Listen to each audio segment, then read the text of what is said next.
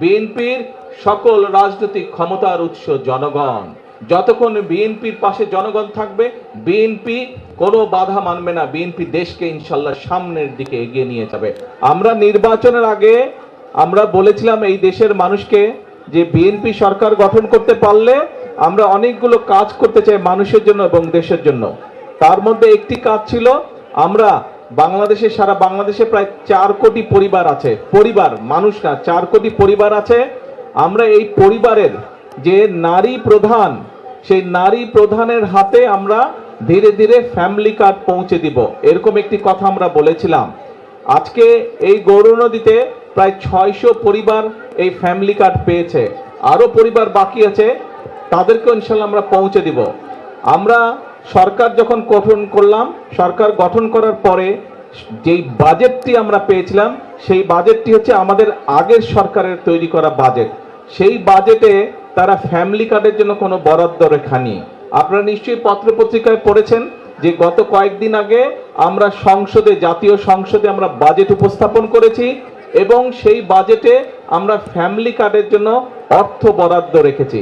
আমরা গ্রামের যারা আছে, গ্রামের যে পরিবারগুলো আছে, খেটে খাওয়া মানুষের যে পরিবারগুলো আছে, অসহায় দুস্থ যে পরিবারগুলো আছে, আমরা ধীরে ধীরে প্রথমে তাদের হাতে ফ্যামিলি কার্ড পৌঁছে দিতে চাই।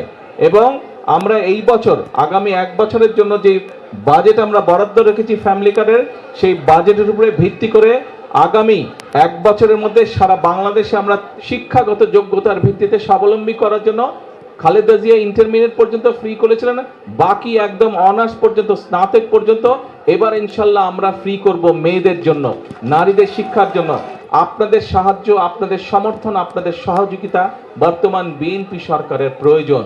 বিএনপি সরকারকে আপনারা যদি, দেশের নারী সমাজ সকলে যদি বিএনপি সরকারকে সহযোগিতা করে, যদি বিএনপি সরকারের পাশে থাকে, ইনশাল্লাহ আমরা ফ্যামিলি কার্ড আস্তে আস্তে সারা দেশে পৌঁছে দিতে পারবো।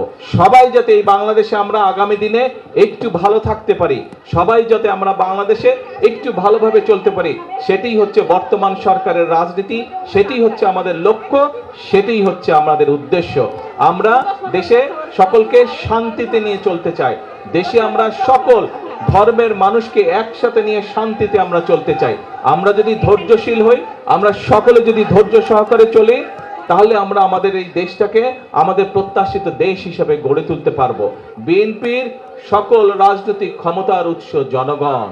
এই জনগণের সমর্থন যতক্ষণ বিএনপির কাছে থাকবে, যতক্ষণ বিএনপির পাশে জনগণ থাকবে, বিএনপি কোনো বাধা মানবে না। বিএনপি দেশকে ইনশাল্লাহ সামনের দিকে এগিয়ে নিয়ে যাবে জনগণকে সাথে নিয়ে।